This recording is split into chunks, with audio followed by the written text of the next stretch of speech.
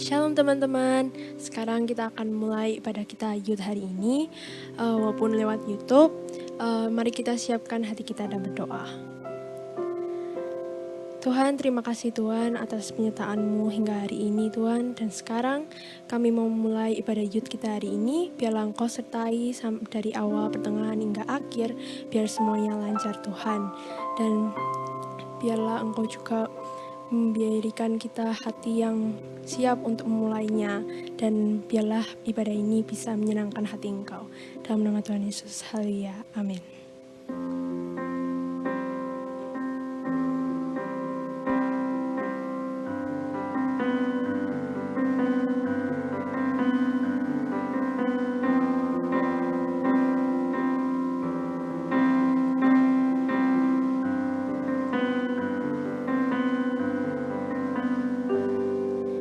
Kau hiasi kehidupanku dengan kemurahan-Mu. Kau rancangkan masa depanku penuh dengan harapan. Aku ada saat ini, semuanya karena kasih-Mu. Aku hidup hari ini, semua berkat kemurahan-Mu.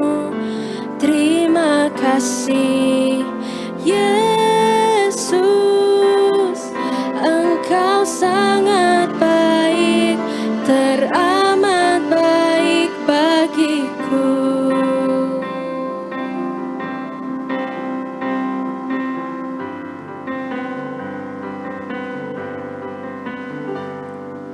Kau hiasi kehidupanku dengan kemurahan-Mu.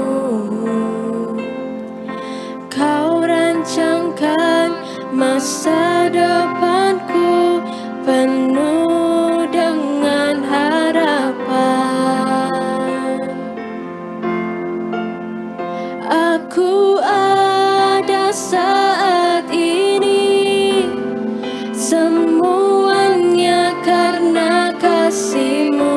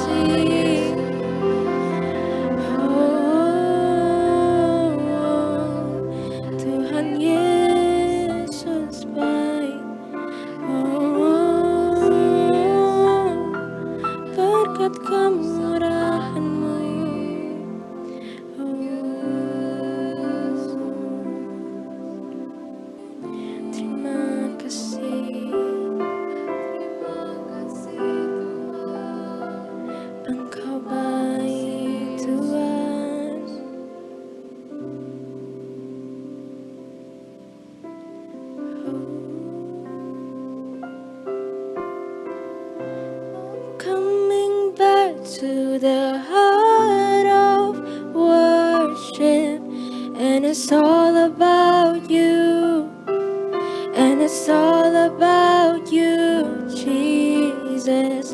I'm sorry, Lord, for the things I've made it, when it's all about you, and it's all about you, Jesus. Heart of worship, and it's all about you, and it's all about you, Jesus. I'm sorry, Lord, for the things I've made it, when it's all about you, and it's all about you, Jesus.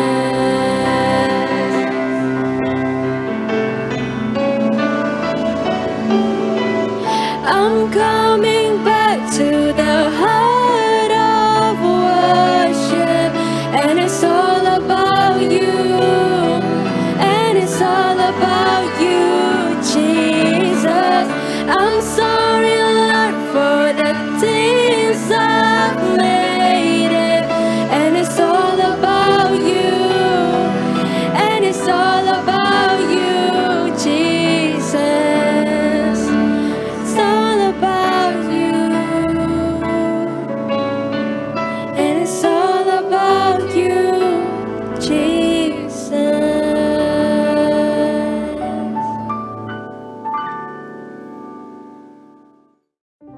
Shalom Biors, apa kabar? Hari ini saya senang sekali jumpa kalian. Meskipun tidak bisa bertatap muka, tapi saya rindu suatu hari nanti kita bisa ketemu lagi dengan bertatap muka. Namun tidak mengurangi bukan, nikmati melalui siaran pada hari ini. Kiranya akan menolong kalian semua mendapatkan kekuatan baru ketika kita menikmati kesetiaan Tuhan. Pada waktu kita memikirkan tentang Tuhan, kita tidak mungkin melupakan tentang pemeliharaannya. Kenapa? Karena Tuhan ingin sekali setiap ciptaannya itu bisa menikmati kehidupan yang lebih baik. Dia adalah Allah yang setia. Tidak mungkin dia tidak setia. Kalau manusia setia, itu suka pakai kata jika. Jika kamu setia, aku juga setia. Kalau kamu setia, aku juga setia. Tetapi ketika kita mempelajari kesetiaan Tuhan, bahkan dalam Alkitab berkata, meskipun kita tidak setia, Allah tetap setia. Meskipun kita mengecewakan, Dia tetap setia. Kenapa? Karena kesetiaan itu penting, adalah hasil daripada kalau kita mencintai seseorang atau mencintai Tuhan. Nah, sekarang Biors, pada waktu kalian ingin menunjukkan cintamu kepada Tuhan, apa ciri-cirinya? Yaitu setia kepada Tuhan. Pada waktu kita belajar setia kepadanya, akan muncul kesetiaannya melalui ketika kita suka datang beribadah bersama-sama. Tapi karena hari ini kita tidak bisa kumpul, maka nikmati melalui siaran hari ini. Nah, kita akan sama-sama yuk, kita membaca dari Amsal pasal yang ketiga. Saya akan membacakan untuk kalian di ayat yang ketiga dan yang keempat. Amsal pasal 3, ayat yang ketiga dan ayat yang keempat, yang berkata sebagai berikut.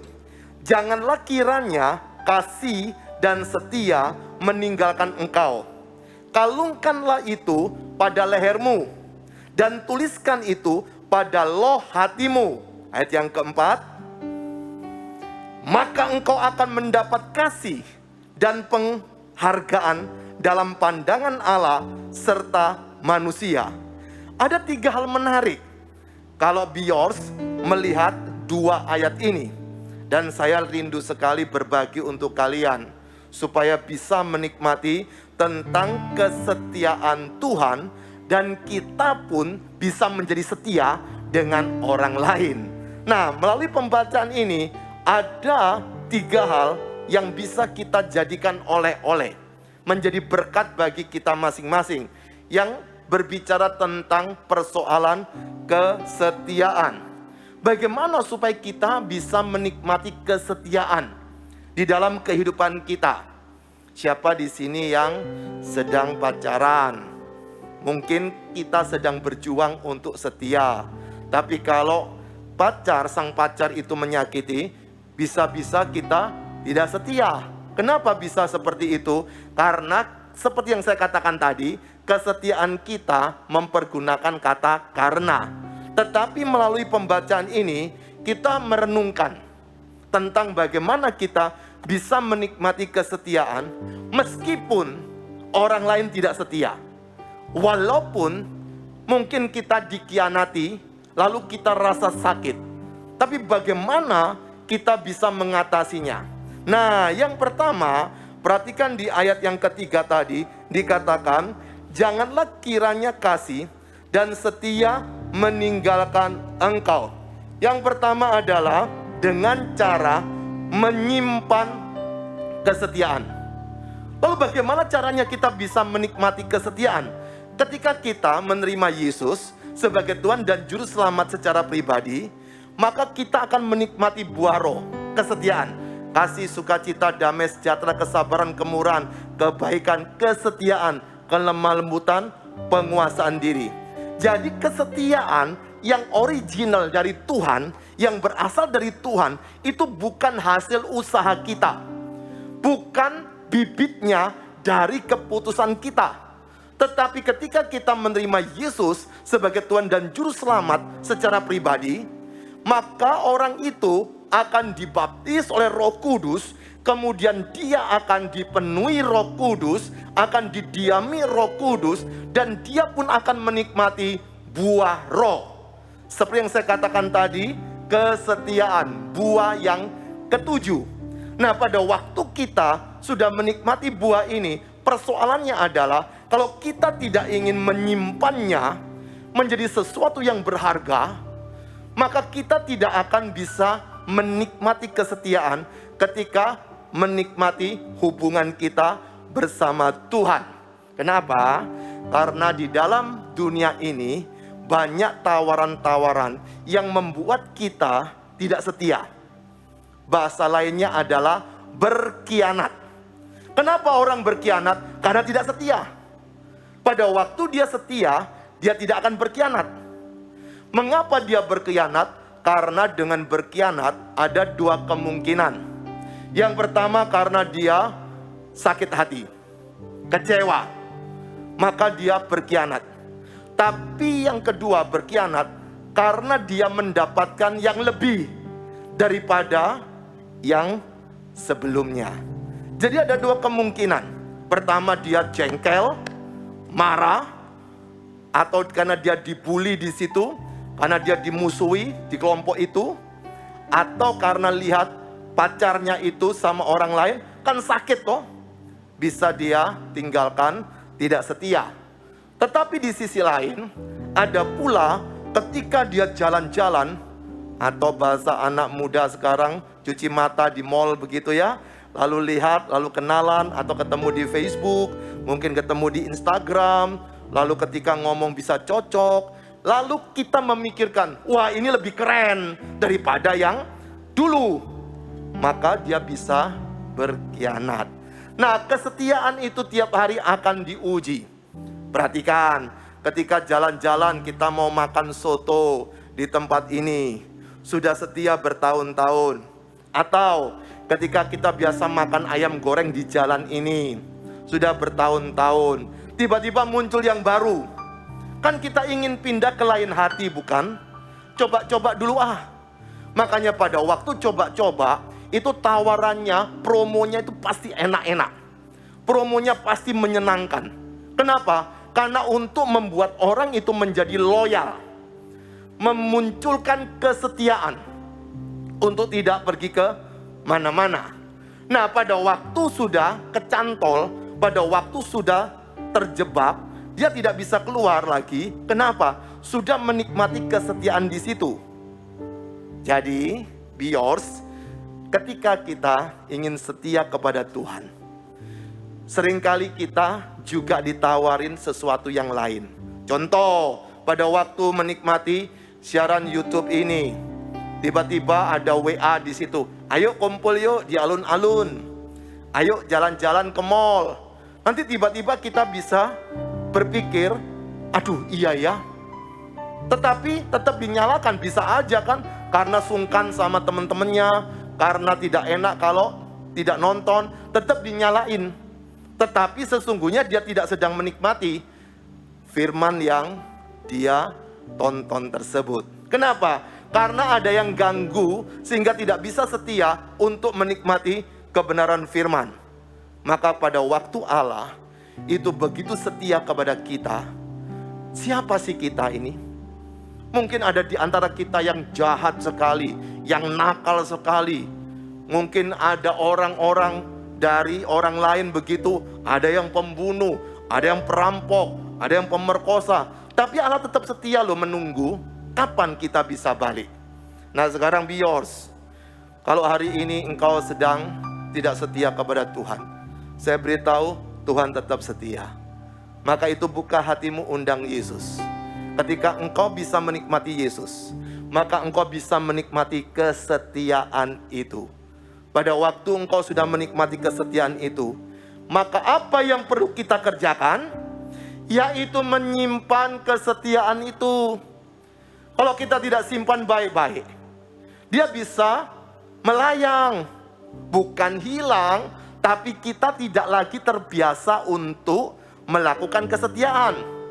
Siapa di sini dulu hobinya main badminton? Pada waktu main badminton, lalu kemudian pindah ke kelompok lain. Mainnya tenis meja, pingpong kan? Nah, cara memukulnya kan beda-beda antara badminton sama tenis meja atau pingpong. Nah, pada waktu biasa memukul badminton tadi, lalu terbiasa dengan tenis meja, awalnya akan kaku, mungkin mempergunakan pukulan tekniknya badminton. Kemudian sudah lancar main pingpongnya tadi, tiba-tiba teman lamanya berkata, ayo yuk join yuk. Kemana? Main kita badminton. Nah pada waktu main badminton, pukulannya bisa kaku. Saya teringat dulu, pada waktu saya suka main tenis meja, lalu diajak teman main tenis lapangan. Wah, saya lupa, itu saya pikir ini raketnya pendek. Saya coba picis begini, itu raketnya mukul di sini sampai berdarah saya di sini. Kenapa? Karena pikiran saya seperti main tenis meja. Padahal itu tenis lapangan, tidak bisa seperti itu. Harus di-loss ke depan. Tapi ini saya pelontir begini. Kenapa? Karena kita sudah masuk kepada kebiasaan yang baru. Maka kalau hari ini engkau ingin menikmati kesetiaan Tuhan, tiap hari tetaplah berdoa. Tiap hari tetaplah baca Alkitab. Kenapa? Kalau tidak, kita akan ada jarak dengan Tuhan. Kita tidak bisa menikmati hubungan dengan Tuhan lebih intim, karena kita sudah lupa apa yang ada dalam firman Tuhan. Nah yang kedua, bagaimana supaya kita bisa menikmati kesetiaan? Perhatikan juga di ayat yang ketiga ini, tapi bagian bawah. Tapi saya akan bacakan seutuhnya. Janganlah kiranya kasih dan setia meninggalkan engkau. Kemudian kalungkanlah itu pada lehermu dan tuliskan itu pada loh hatimu. Menarik. Ada kalungkanlah. Yang kedua, tuliskanlah. Siapa di sini biors yang mempergunakan kalung? Pakai kalung kan? Ada orang gambar kalungnya salib. Sudah pakai gambar kalung salib, tapi lucu kok suka nyontekan ya.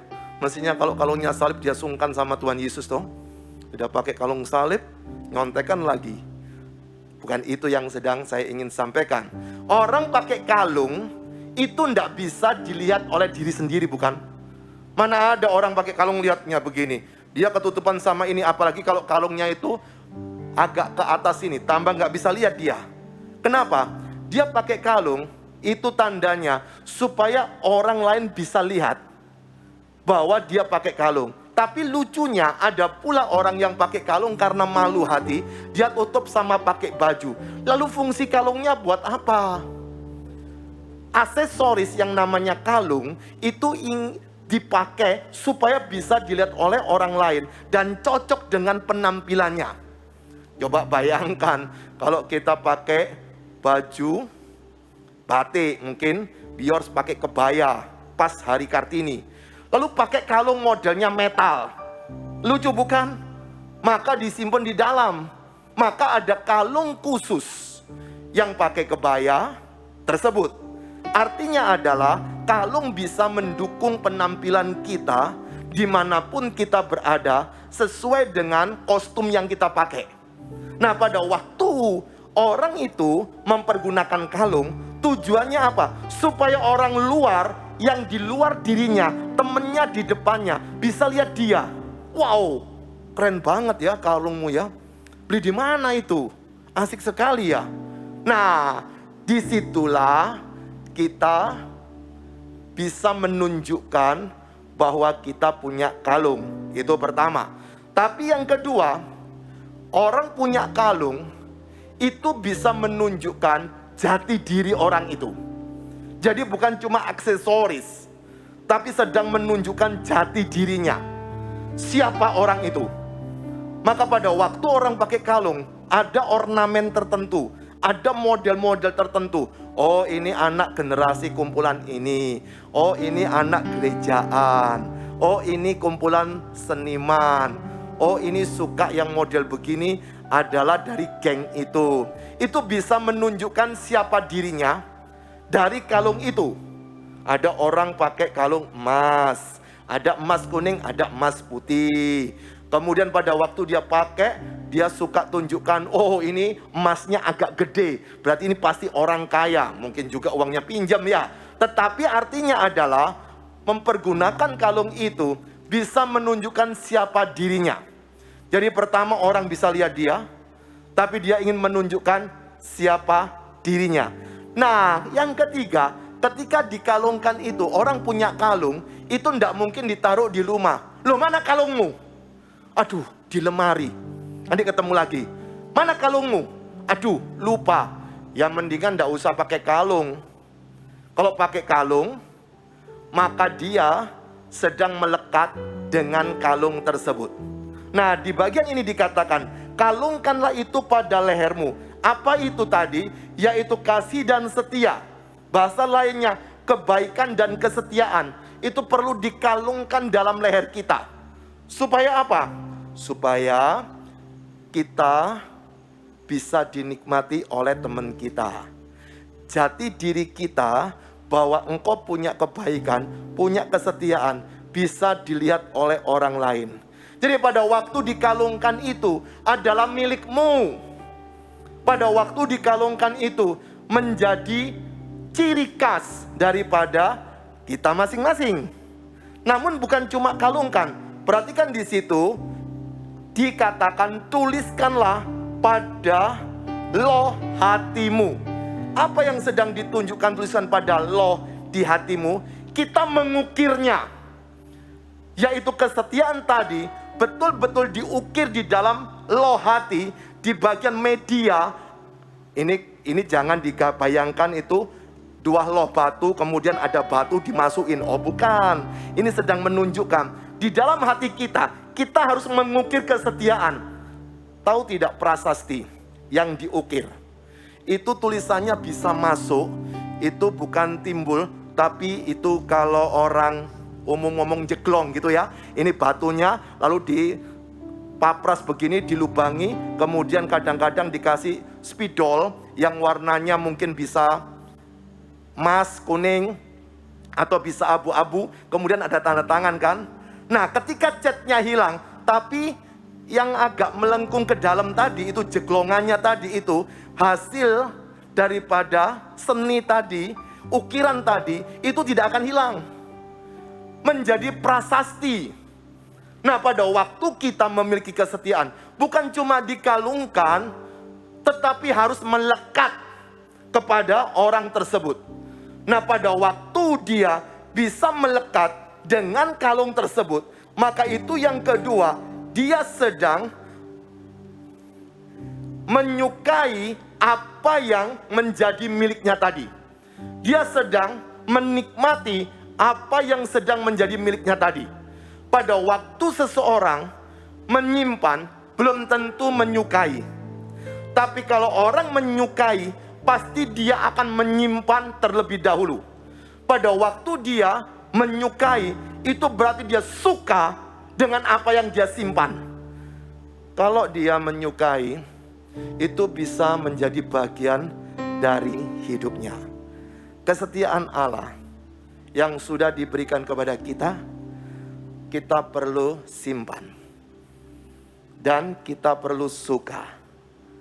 Dan yang terakhir ketiga, itu di ayat yang keempat, yaitu menghasilkan. Ada buahnya nanti, ayat yang keempat. Maka engkau akan mendapatkan kasih dan penghargaan dalam pandangan Allah serta manusia. Orang yang menyimpan kesetiaan, orang yang menyukai kesetiaan, suatu hari akan menghasilkan. Kenapa? Karena itu buah roh. Itu akan muncul. Maka itu belajar setia kepada perkara-perkara kecil.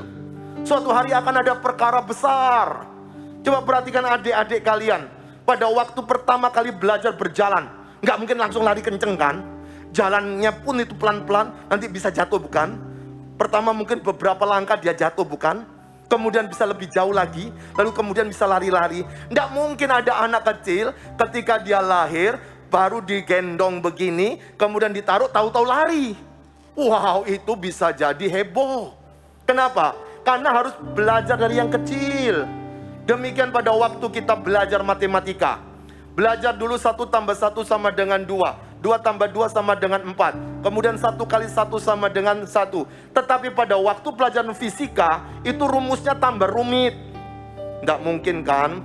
Dia baru belajar hitung-hitungan, kemudian sudah dikasih rumus. Setia kepada perkara yang kecil akan menghasilkan sesuatu yang besar. Setia ketika engkau datang ibadah. Setia engkau baca Alkitab. Setia engkau bersekutu. Setia saling mendoakan.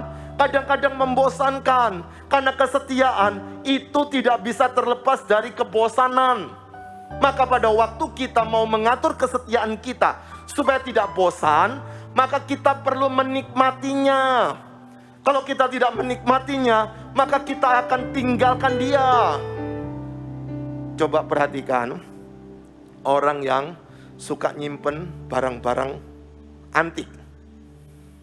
Pada waktu berjalan, tapi barang antik tadi itu dia simpen.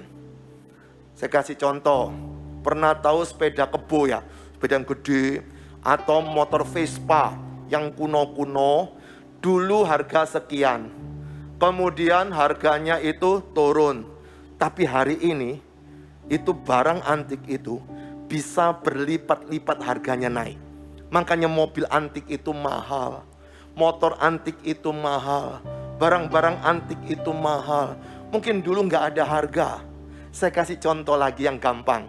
Saya suka menyimpan uang-uang dari kuno, zaman kuno, baik yang ada di Indonesia maupun seluruh dunia. Saya kalau mau dikatakan kolektor juga bukan, cuma hobi aja. Saya ada, dulu suka perangko. Tapi kemudian sekarang saya suka simpen-simpen uang. Jadi teman saya kalau ke luar negeri begitu, lalu ditanya, mau oleh-oleh apa? Mata uang situ. Nanti kalau memang mata uangnya masih berlaku, saya beli deh, saya ganti. Nah, saya kasih contoh ya. Uang 1 rupiah, dulu itu kan 1 rupiah. Tapi ketika sudah jadi barang antik tahun 2021 ini, uang 1 rupiah itu bisa harganya 50.000 loh. 1 lembar itu. 1 lembar begini bisa 50.000. Tulisannya 1 rupiah. Nggak tahu nanti tahun 2.500. Mungkin uang ini bisa lagi lebih naik lagi. Kenapa? Karena apapun yang kita simpan sekian lama dengan pengorbanan, dengan kesetiaan, suatu hari akan menghasilkan. Setialah pada perkara yang kecil. Suatu hari engkau akan menikmati perkara yang besar. Tidak ada yang mustahil bagi Tuhan. Setialah dengan tidak nyontek di sekolahan. Belajar. Suatu hari engkau akan memetik sendiri hasilnya. Karena ada pengetahuan di sini. Bukan cuma masalah nilai, tapi hidup membutuhkan pengetahuan. Maka pada waktu kita belajar, kita bisa menolong diri kita menyelesaikan banyak masalah melalui pengetahuan tadi. Pada waktu kita setia untuk melayani teman-teman kita, suatu hari Tuhan bisa mempercayakan pekerjaan besar. Mungkin engkau akan menjadi seseorang yang melayani masyarakat yang banyak. Setia perkara kecil akan menghasilkan yang besar. Bahkan di ayat yang keempat dikatakan, maka engkau akan mendapat kasih dan penghargaan dalam pandangan pertama Allah. Engkau akan menikmati sesuatu dari Tuhan Allah. Apa yang kita kerjakan, itu ada hasilnya. Dan bukan dari Tuhan Allah saja, bios, tapi dari pandangan manusia. Kalau Allah menghargai kesetiaan kita, apalagi manusia. Tapi kalau manusia menghargai, belum tentu Allah setuju. Karena kita bisa menipu teman-teman kita, tetapi kita tidak bisa menipu Allah yang setia. Hari ini ingat 3 hal baik-baik. Bagaimana supaya kita bisa menikmati kesetiaan? Yang pertama, menyimpan kesetiaan itu. Yang kedua, menyukai kesetiaan tadi yang kita simpan tadi. Tapi yang ketiga, akan menghasilkan sesuatu yang menyenangkan Allah dan menyenangkan manusia. Bagaimana bios? Apakah engkau ingin menerima kasih Allah, kesetiaan Allah, dan mau bagikan kepada orang tuamu, bagikan kepada kakak atau adikmu, bagikan kepada teman-temanmu? Disitulah engkau akan menikmati penghargaan dari Allah dan dari manusia. Mari tundukkan kepala sejenak, kita berdoa. Saya berikan waktu 15 detik teman-teman bios untuk berdoa.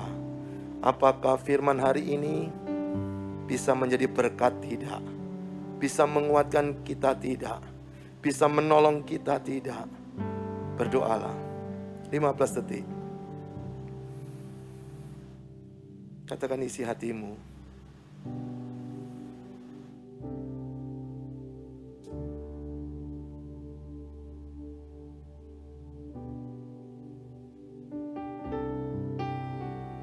Tuhan Yesus yang baik, berkati teman-teman bios yang sudah merenungkan firman tentang kesetiaan hari ini, tentang loyalty. Berikan kekuatan kepada mereka untuk bisa menyimpan kesetiaan menjadi miliknya yang berharga, bisa menyukainya, untuk bisa jadi berkat bagi orang lain, dan puncaknya akan menghasilkan sesuatu yang menyenangkan, baik itu Tuhan Allah maupun manusia. Berkati kami semua, berkati orang tua dari bios, berkati juga keluarganya, usaha bisnisnya. Engkau yang akan memelihara mereka. Pakailah teman-teman bios ini supaya orang tahu mereka bisa bekerja lebih banyak, bisa melayani lebih luar biasa, karena dasarnya memiliki kesetiaan. Kesetiaan yang bersumber dari Tuhan Yesus. Terima kasih. Dalam nama Tuhan Yesus, kami sudah mengucap syukur dan berdoa. Haleluya. Mari sama-sama yuk bios kita katakan amin. Tuhan Yesus memberkati. Dan lebih besar, Tuhanku dan lebih besar, tak pernah terlambat janji-Mu ya Tuhan, menolong hidupku. Kuasa-Mu tak lebih besar,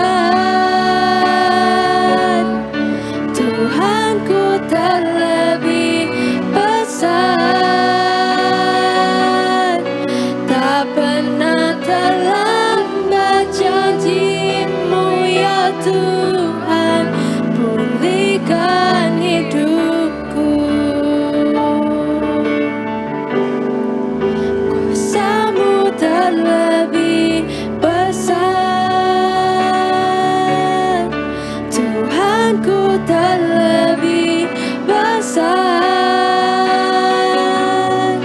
Tak pernah terlambat janji-Mu ya Tuhan, menolong hidupku. Kuasa-Mu terlebih besar, Tuhanku terlebih besar. Tak pernah terlambat janji-Mu ya Tuhan, pulihkan hidupku. Tak pernah terlambat janji-Mu ya Tuhan, pulihkan hidupku. Tak pernah terlambat janji-Mu ya Tuhan, pulihkan hidupku.